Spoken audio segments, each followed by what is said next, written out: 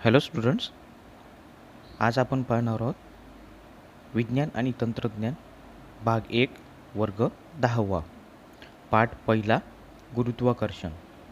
तर या पाठामध्ये आपण गुरुत्वाकर्षण, केपलरचे नियम, पृथ्वीचे गुरुत्वीय त्वरण, मुक्तिवेग, वर्तुळाकार गती व अभिकेंद्री बल, न्यूटनचा वैश्विक गुरुत्वाकर्षणाचा सिद्धांत आणि मुक्त पतन ह्या गोष्टी आपण याच्यामध्ये शिकणार आहोत. तर आपण या पाठाला सुरुवात करूया.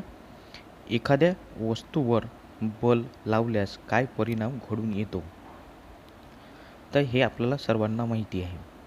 जर एखाद्या वस्तूवर आपण बल लावलं तर ती वस्तू एका जागेवरून दुसऱ्या जागेवर सरकेल किंवा ती जर जड वस्तू असेल तर ते तिथंच थांबेल.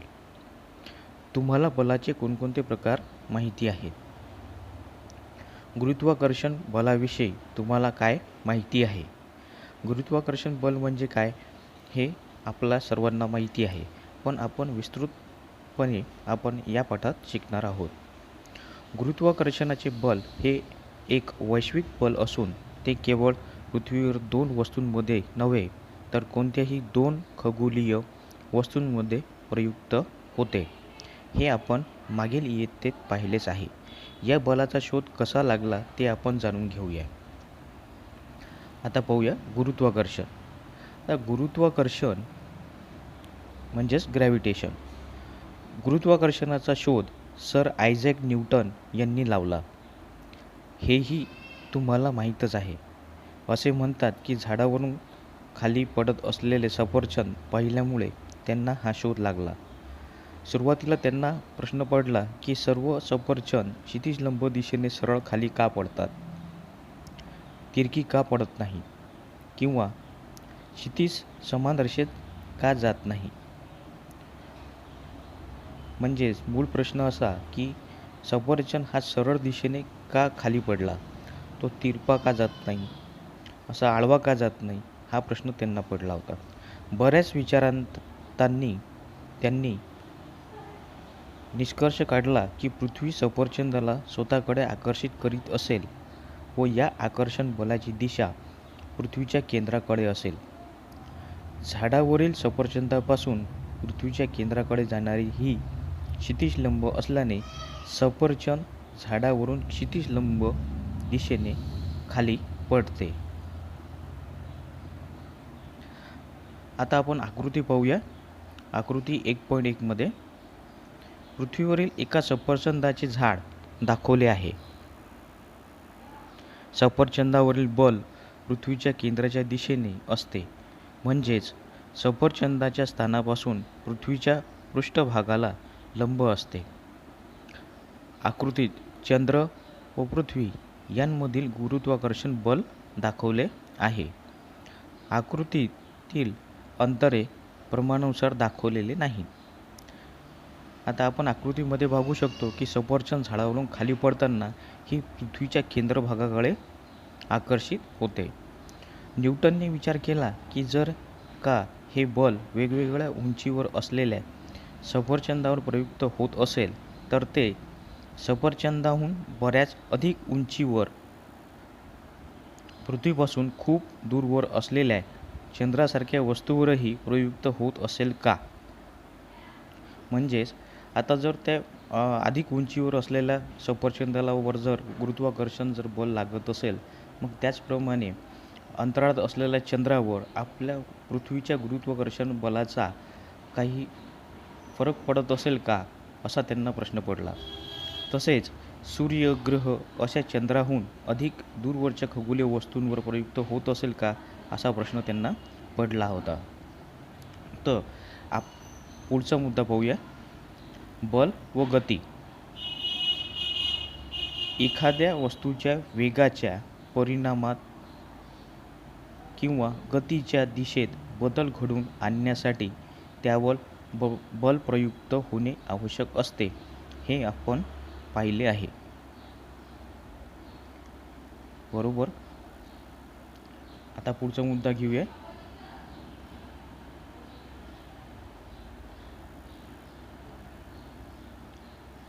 आपण शास्त्रज्ञाचा परिचय बघूया.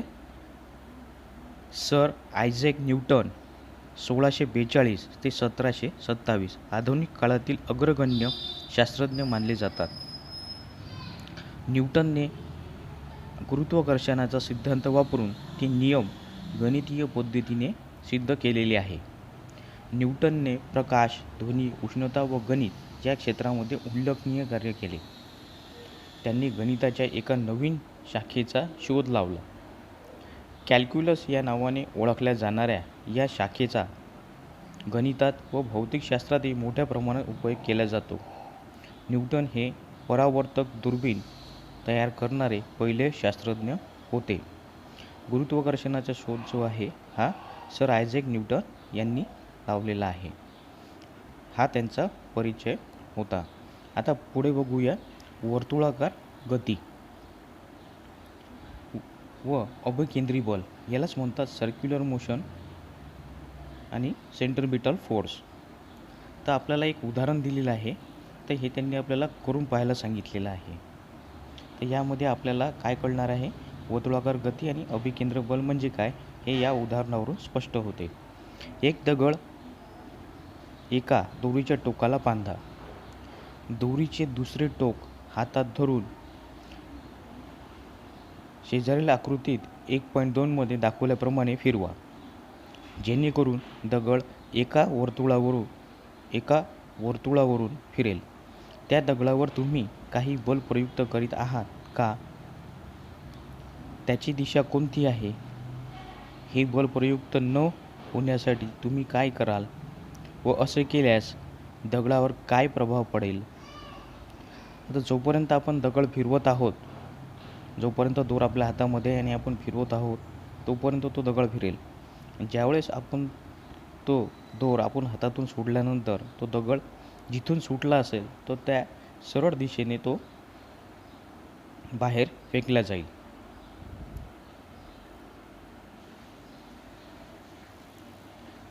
जोपर्यंत आपण दोरीला धरून ठेवले आहे तोपर्यंत त्या दगडाला आपण आपल्याकडे म्हणजेच वर्तुळाच्या केंद्राकडे खेचतो आहोत. अर्थात दगडावर कक्षेच्या दिशेने बल प्रयुक्त करत आहोत. आपण दोरी सोडून दिली तर दगडावरील आपण लावलेले बल संपुष्टात येते. त्या क्षणी वर्तुळावरील दगडाच्या स्थानाशी असणाऱ्या स्पर्शिकेच्या दिशेने दगड फेकला जातो, कारण त्या क्षणी ती त्याच्या वेगाची दिशा असते. यापूर्वी आपण अशीच एक कृती केली होती, ती तुम्हाला आठवत असेल. त्यात एका गोल फिरणाऱ्या चकतीवर 5 रुपयाचे नाणे स्पर्शदर्शिकेच्या दिशेने फेकले जाते. वर्तुळाकार कक्षेत फिरणाऱ्या कोणत्याही वस्तूवर वर्तुळाच्या केंद्राच्या दिशेने बल प्रयुक्त होत असते. या बलास अभिकेंद्री बल म्हणजे सेंट्रिपिटल फोर्स म्हणतात. म्हणजेच या बलामुळे वस्तू केंद्राकडे जाण्यास प्रवृत्त होते. म्हणजे आपण जो दगड दोरीच्या साहाय्याने आपण फिरवत आहोत त्याला बल कुठून लागत आहे, तर त्या केंद्राच्या माध्यमातून बल प्रवाहित होत आहे आणि तो दगड त्या दोरीच्या साहाय्याने वर्तुळाकारात फिरत आहे. पृथ्वीच्या नैसर्गिक उपग्रह असलेला चंद्र एका विशिष्ट कक्षेत पृथ्वीभोवती परिभ्रमण करतो, हे तुम्हाला माहीतच आहे. म्हणजेच त्याची दिशा अर्थात वेग सारखा बदलत असतो. मग त्यावर काही बल सतत प्रयुक्त होत असेल काय? या बलाची दिशा कोणती असेल? जर असे बल नसते तर चंद्राची गती कशी राहिली असती? आपल्याला सौरमालेतील इतर ग्रह सूर्याभोवती असेच भ्रमण करतात का? त्यावरही असे बल प्रयुक्त होत असते का? त्याची दिशा कोणती असेल? तर मागील कृतीत उदाहरण व प्रश्नांचा विचार केल्यास आपल्या लक्षात येते की चंद्राला पृथ्वीभोवती त्याच्या कक्षेत फिरत ठेवण्यासाठी त्यावर बल प्रयुक्त होणे आवश्यक आहे. तसेच हे बल पृथ्वीचं प्रयुक्त करत असेल व चंद्रास स्वतःकडे आकर्षित करीत असेल, त्याचप्रमाणे सूर्य देखील पृथ्वीसह सर्व ग्रहांना स्वतःकडे आकर्षित करत असणार. जर पृथ्वीच्या गुरुत्वाकर्षणाचा प्रभाव जर चंद्रावर पडत असेल तर तसाच सूर्यावर देखील पडत असेल, इतर ग्रहांवर देखील पडत असेल. तसाच सोबतच जर सूर्याकडे सुद्धा गुरुत्वाकर्षण असेल चंद्राकडे सुद्धा गुरुत्वाकर्षण असेल, इतर ग्रहांकडे पण असेल, त्यांचं गुरुत्वाकर्षण बल देखील ते सुद्धा आपल्या पृथ्वीला प्रभावित करत असेल आणि असणारच. आता सुरुवातीला पाहूया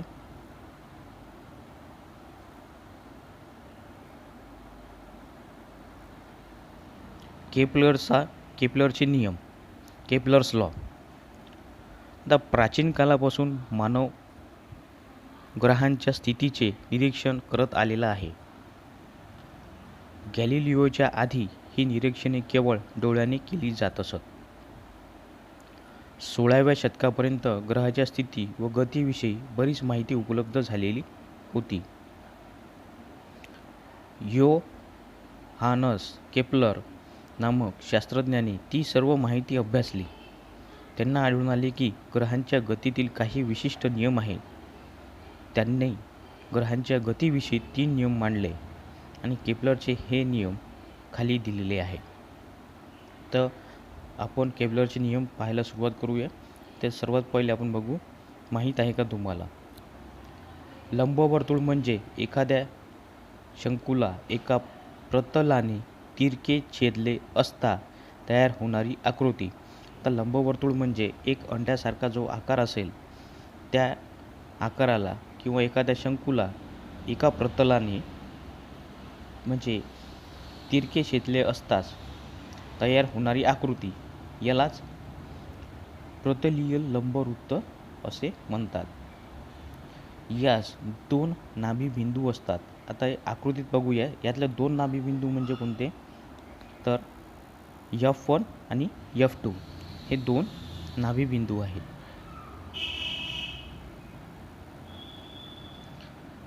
या 2 नाभिबिंदूंपासूनच्या वृत्तावरील कोणत्याही बिंदूच्या अंतराची बेरीज एक समान असते. आता या वाक्याचा अर्थ असा होतो की आकृतीमध्ये F1 व F2 हे 2 नाभिबिंदू असून ABC परिघावरील कोणतेही बिंदू असल्यास, आता हे एक समान कसे आहे हे आपण पाहू. आता ए जो पॉईंट आहे, बिंदू आहे, तो कुठे आहे हे बघा. आता F1 अधिक F2, F1 आणि F2 बरोबर B बघा कुठं आहे, F1 अधिक F2 बरोबर C बघा कुठं आहे, F1 अधिक F2. म्हणजेच यांचा आकारमान, यांच्या अंतराची बेरीज ही एकसारखी आहे. म्हणजे F1 आणि F2 ही एक बाजू, F1 अधिक F2 ही एक बाजू आणि F1 अधिक F2 ही एक बाजू. ह्या तिन्ही बाजू त्यांचं जे अंतर आहे हे एक समान आहे. आता पुढे बघूया केपलरचा पहिला नियम. केपलरचा पहिला नियम, ग्रहाची कक्षा ही लंबवर्तुळाकार असून सूर्य त्या कक्षेच्या एका नाभीवर असतो. ग्रहाची कक्षा ही लंबवर्तुळाकार असून, कशी लंबवर्तुळाकार असून सूर्य त्या कक्षेच्या एका नाभीवर असतो. आता आकृती 1.4 मध्ये ग्रहाच्या सूर्याभोवतीच्या परिभ्रमणाची लंबवर्तुळाकार कक्षा दाखवलेली आहे आणि सूर्याची स्थिती S ने दर्शविली आहे. केपलरचा पहिला नियम काय आहे, ग्रहाची कक्षा ही लंबवर्तुळाकार असून सूर्य त्या कक्षेच्या नाभीवर म्हणजे मध्यभागीवर दाखवलेला आहे आणि ग्रहाच्या सूर्याभोवतीच्या परिभ्रमणाची लंबवर्तुळाकार कक्षा दाखवली आहे. सूर्याची स्थिती ही S ने दर्शवली आहे. हा झाला केपलरचा पहिला नियम. केपलरचा दुसरा नियम काय म्हणतो की ग्रहाला सूर्याशी जोडणारी सरळ रेषा. आता ग्रहाला सूर्याशी जोडणारी सरळ रेषा कोणती? ए बिंदू बघा, ए बिंदू हा ग्रह आहे आणि यस हा सूर्य दाखवलेला आहे. आता ग्रहापासून सूर्याशी जोडणारी सरळ रेषा ही समान कालावधीत समान क्षेत्रफळ व्यापन करते. या शब्दाचा अर्थ असा होतो की ए हा ग्रह 5 मिनिटात समजा जेवढं अंतर पार करत असेल तर तोच ग्रह पुढच्या देखील 5 मिनिटात तेवढंच अंतर पार करेल, असा त्याचा अर्थ होतो. तर आपण पुढे बघू. ए, बी व सी, डी ही ग्रहाने समान कालावधीत पार केलेली अंतरे आहेत. ए बी बघूया कुठं आहे. हा ए बी. दुसरं बघू आपण सी डी. हा ग्रहाने काय केलेला आहे? समान अंतरे समान कालावधीत पार केलेली आहेत. नंतर ए व सी पासून असलेले ग्रहाचे स्थान ए व सी ग्रहाचे स्थान क्रमशः बी व डी ने दाखवलेले आहे.